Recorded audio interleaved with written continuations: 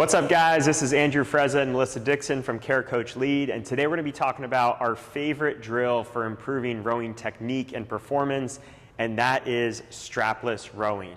Okay, and one of the reasons why we love strapless rowing, well, there's a bunch of reasons why, but one of those is because we tend to have large classes at our facility, and any place that we can find an exercise or a drill that is self-correcting, where we can put multiple athletes on it, upwards of 20, 25 athletes in a class on it, and without us having to directly tell them what to improve or change about their movement, they can actually move better because the drill is self-correcting. Those are big home runs for us. Those are big wins for us. So whether you're working in small groups or large groups, that's awesome. The other big thing is that when you have athletes that may not be as coachable, maybe a little bit more stubborn, maybe a little bit more stuck in their ways just because they're veterans, maybe they just are not very in tune with what their body is doing and they're trying to improve but they can't, it really helps to have drills where they can truly feel something different and feel something that they've never felt before. Yeah, I really like this drill in warm-ups for the logistic reason too, not just the corrective nature of it, but for logistics. So a lot of people get stuck in the straps to begin with. So if I have a tight timeline, if I want a 10-second rotation in my warm-up, if I want to fit a lot in because I have a tight timeline, rowing strapless is corrective, but it's also really easy to just get on and off a rower and have people moving through when you have limited space and time. Yeah, so Melissa programmed this the other day when she designed one of our warm-ups. I liked it so much for improving my technique, and I feel like I already know what to do, but it was really helping me a lot that it's something that as a team, as a staff, we're going to commit to doing a lot more, maybe even every day that we have rowing in a workout, we're starting that day with some sort of strapless rowing to get people to just hone in on those techniques. And we're going to talk about all the things that it self-corrects, which is a lot. There's multiple things that this is going to help self-correct, and use it often. It doesn't have to be something that you only use once every couple months. You could pretty much use it once or twice a week as a part of your warm-up. And you've said it too recently to me that you'll hop on and do it strapless in a warm-up when it's not called for. And that's something else that I've seen when we do implement strapless rowing, is that some people find it so helpful or so effective to get themselves in the right pattern, who have realized they aren't in the right pattern at some point, that you'll see them utilize it even when you're not asking them to utilize it. So it's very valuable in that way. All right, so let's break down what it actually is, and then we'll talk about what it's fixing and self-correcting here. So probably just start with a couple strokes, Mel, with it and kind of explain what you're doing here. Okay. So obviously, when we talk about strapless rowing, we're talking about these straps and we're not utilizing them. You're going to place your foot just directly into the stirrup. So you're going to hook your heel into that stirrup, and then you're going to just step on the strap, not worrying about tightening, not worrying about any of that. So the first thing I tell my athletes when I am going to do this drill is that on your first stroke or two, be really careful that you're not going to fall off, because something that it does correct is someone who pulls against those straps to return, and you'll immediately identify yourself if you are that person by they will literally push and then fall out of the straps or fall backwards. So be very careful. Dose this really, really gently into your programming, and be mindful of telling your athletes, hey, this first couple, go slow and feel how it feels. Try not to pull hard, because the first thing you'll see is someone go for that stroke, row like normal. Maybe you're telling them it's 100 meters, but the first time they pull, they might lift up and fall backwards.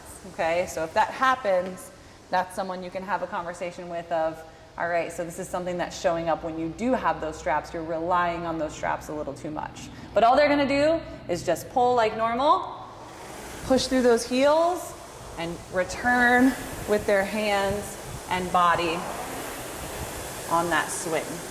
Yeah, the one thing last time you coached us, Mel, that I thought was awesome and really changed the drill for me, because I had done this drill on and off throughout the years, was you talked about actually applying force through the back of the heel into that stirrup and using that to help connect you. And I felt so much more hamstring and glute engagement, posterior engagement, than I would normally feel, and it was a big difference for me. Yeah, so what that really serves is for that person who will actually push into their toes a little more, or maybe they're pushing into their heels too, but they're almost jumping off of the plate and not feeling that butt squeeze and leg squeeze at the end of it. So really connecting that backside, because this is a posterior chain movement. This is not an anterior movement. And a lot of times people are shifting into that anterior before they're fully using their entire posterior. Okay, so you talked about this idea of someone who's overusing the strap to pull themselves back in.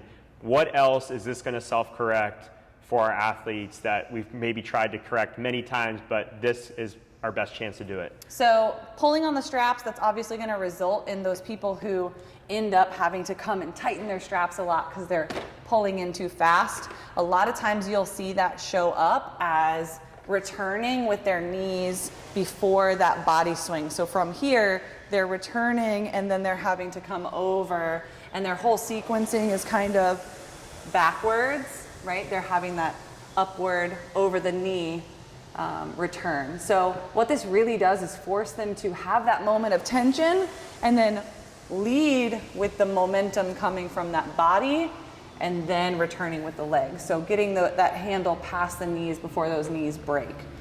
Really, you will see this correct itself before you have to say what they want to do. Because this is a really hard thing for a lot of athletes, that sequencing, that coordination of this movement. It forces them to figure out that without telling them about a sequence, not telling them arms back, legs.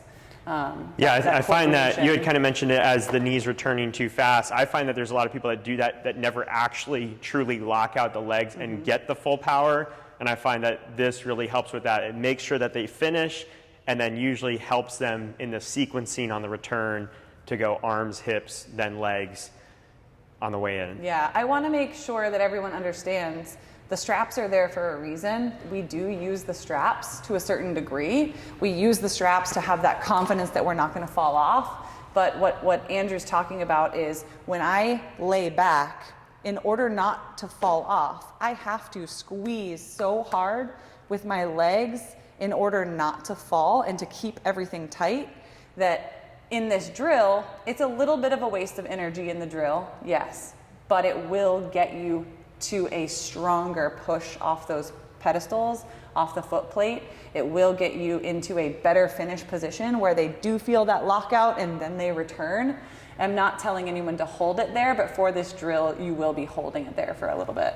I want to point out that even though you're using the back stirrup, this is going to stay on the plate the whole time. So there's been times where Mel's come off of that, but that foot will stay on the full plate the entire time when you're doing the drill correctly.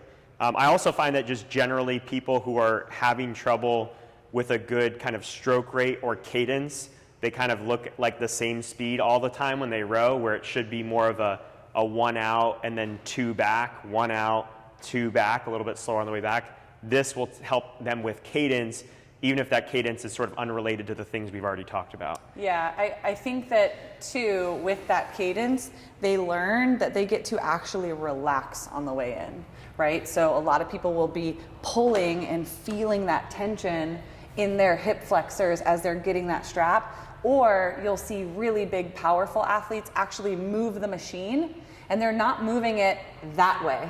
They're always moving it this way, and it's not because they're driving so hard that they move it back with them. It's that they're pulling that machine towards them because they're pulling so fast with their hips towards that machine.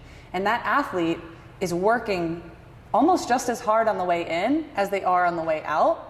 And so they're getting double the workload when they need to be relaxing in that return. So that cadence kind of gives them that break of tension, gives them that breath of air before they want to pull hard again. Awesome. Is there anything else you want to add?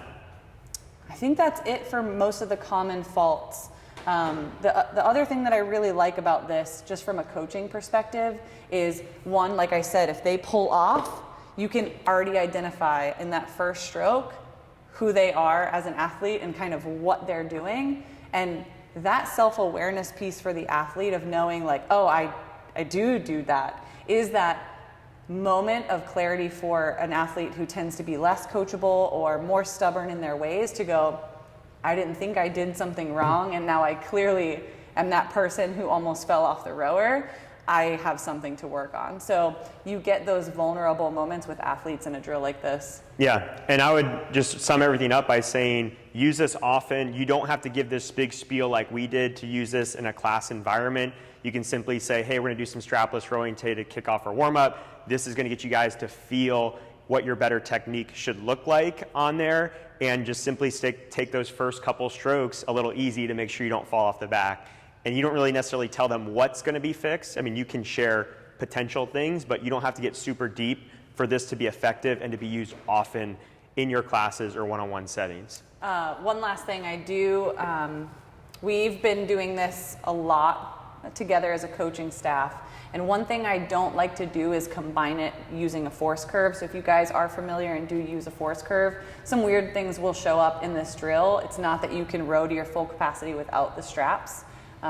So I'm not saying we don't need those straps in rowing. It is a drill. It is not for the most powerful stroke of yours. It's to identify faults in your stroke and help you self-correct those. Yeah, and that's probably our second favorite rowing drill, which we'll get to in a future video.